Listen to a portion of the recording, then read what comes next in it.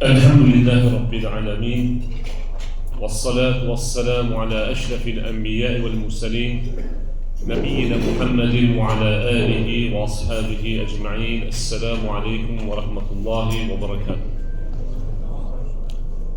Rəşad qardaşımızı təbrik edirəm. Allah mübarək eləsin onun bu izdivacını.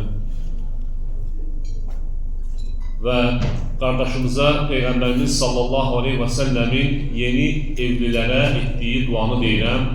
Bərakallahu lək və bərəkə aleyh və cəməə beynəkümə fi xeyr. Ümumiyyətlə, qardaşlar, evlilik dinimizdə tək adət deyil. Yəni, yalnız adətdən ibarət deyil. Evlilik dinimizdə insanın həyatında onun dini üçün çox önəmli olan bir mərhələdir.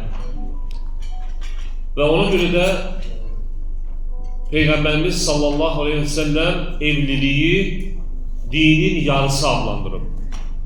Fikir verin, dinin yarısı. Və bir hədisdə Peyğəmbərimiz sallallahu aleyhi və səlləm buyurur ki, İzə təzəvvəcəl mər'u fəqad istəkmələ nisfə dinihi.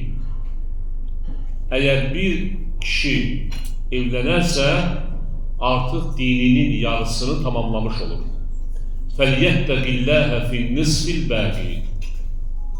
Qoy digər yarısında da Allahdan qorxsun. Yəni, digər yarısını yerinə yetirməkdə də Allahdan qorxsun. Nə üçün İslam dini evliliyə bu qədər önəm verir? Nə üçün İslam dini evlənməyi dinin yarısı bildirir? Yarısı olduğunu bildirir. Alimlər bildirirlər ki, çünki necə ki bir hədisdə Peyğəmbərimiz sallallahu aleyhi və səlləm bildirir ki, kim mənə bu iki şeyi dilini göstərir və həmçində bildirir ki, kim mənə dilini və həmçində övrət yerini qorumağı, yəni haramlardan qorumağa zəmanət verərsə, mən ona cənnəti zəmanət verərəm. Və insan da evləndikdə artıq özünü neyinir? Zinadan qorumuş olur, haramlardan qorumuş olur. Bu açıqlamalardan biridir. Digər açıqlama isə alimlər qeyd edirlər ki, ümumiyyətlə şeytan insanı əsasən iki yolla azdırır. Birincisi, şübhələrlə, yəni insanı şübhələrə salmaqla dini barədə. İkincisi isə şəhvətlə. Və əgər insan ailə qurarsa, evlənərsə, artıq şeytanın qapılarından birini bağlamış olur. Və məhz buna görə də İslam dini evliliyi dinin yarısı olduğu bildirir. Yəni bildirir ki, İslam evlənmək dinin yarısıdır. Və həmçinin insan evlənərkən əgər əməli salih zövcə ilə evlənərsə, əməli salih zövcə ona axirəti qazanmaqda yardım edər.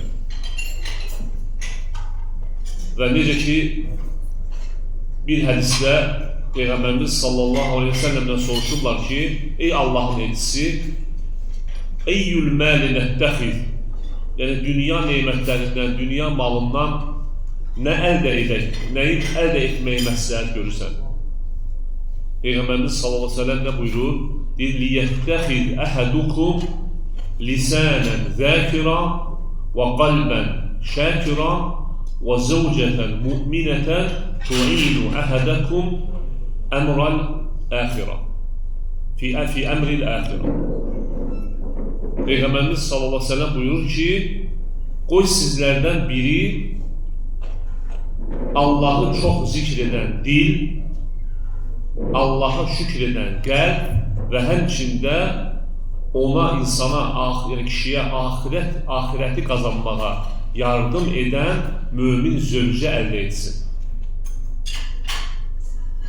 Və Peyğəmbərimiz sallallahu aleyhi və səlləm başqa bir hədisdə buyurur ki, dünya naz-nemətlərdən ibarətdir. və dünya nemətlərindən ən yaxşısı əməli salih zövcədir.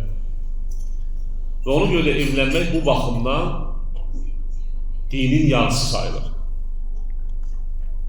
Və Allahdan istəyirəm ki, Allah Taala qardaşımıza bu evlilikdə xoşbəxtlik nəsib etsin, ona əməli salih zürriyyət nəsib eləsin və Allah Taala bərəkət versin bu evliliyə.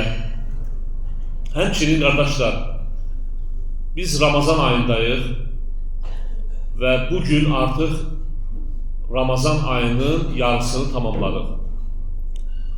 Və istərdim ki, bu barədə də bir nəsihət edim həm özümə, həm də sizə.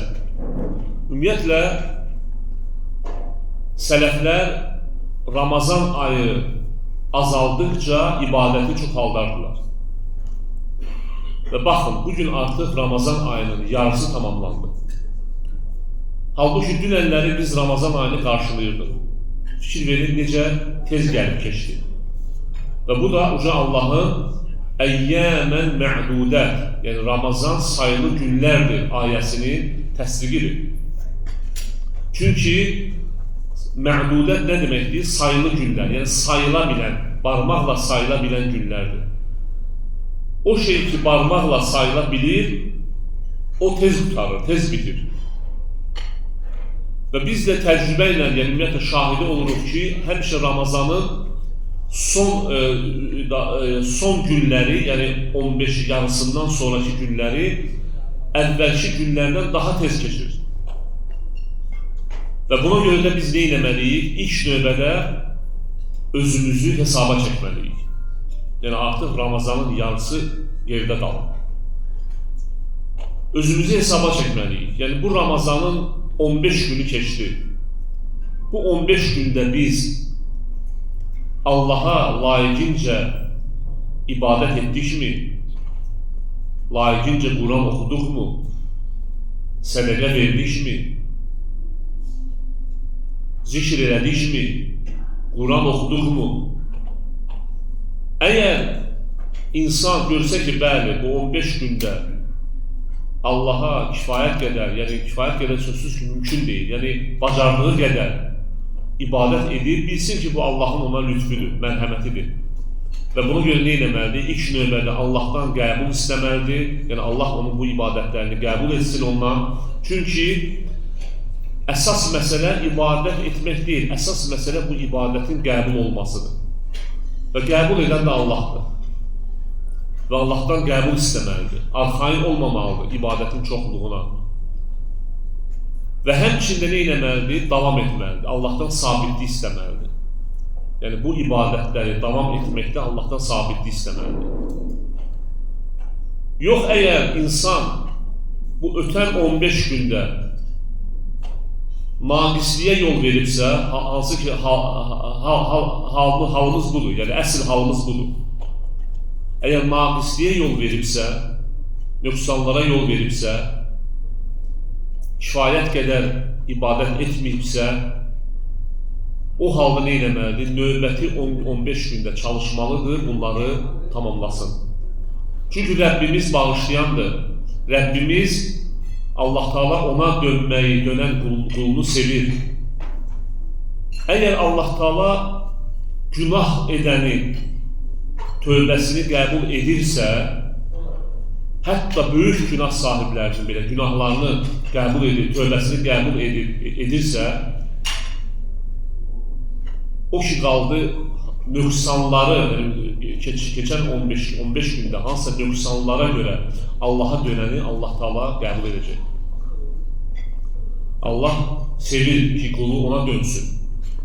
Ona görə nə etməliyik, qardaşlar? Allaha dönməliyik.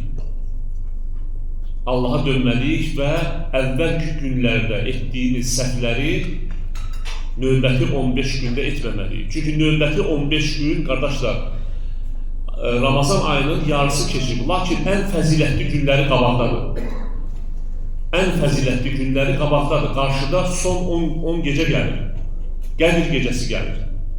Və sələf alimləri, əgər biz sələflərin həyatına baxsaq, görürük ki, sələflər Ramazanın 15 günü daxil olduqda, yəni 15 gündən sonra Ramazanın son 10 günündən, 10 gecəsinə nə edirlər? Hazırlaşırdılar.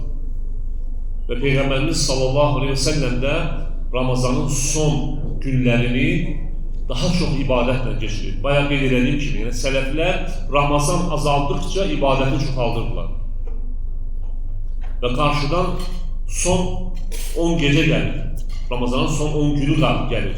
Və bu günlərin ən fəzilətli günlərdir. Bu günlərin içində Qədir gecəsi var.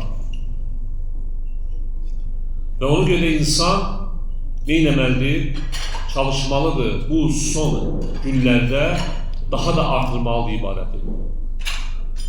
Peyğəmbərimiz sallallahu aleyhi ve sellem necə ki hədisdə gəlir, Ayşə radiyallahu anhə deyir ki, son 10 gecə daxil olduqda bel bağını bərkilərdi, yəni ibadətdə çalışardı, ailəsini oyadardı, ailəsini ibadətə oyadardı. Və ümumiyyətlə, demək, bu son 10 gün barədə, demək, bu Qədir gecələri barədə İnşallah gələcəkdə qarşı növbəti dərslərimizdə ətraflı danışacaq. Sadəcə indi əsas məqsədim o idi ki, biz qəflətdən oyanaq. Əməllər sonuna görədir. İnnəməl əməl bil xavatim sonuna görədir. Əsas olan gözəl sonluqdur. Əsas olan Ramazanı gözəl şəkildə tamamlamaqdır. Və Allahdan istəyərək Allah Teala bizə Ramazan ayını ibadətlə, itaətlə keçirməyi nəsib eləsin gözəl şəkildə. Allah Teala bizi bağışlanan qullarından etsin bu ayda. Qardaşımızı bir daha təbrik edirəm. Allah mübarək eləsin onun bu izdivacını. Və sallallahu alə nəbiyyinə Muhammedin və alə alihi və ashabihi ecmaîn.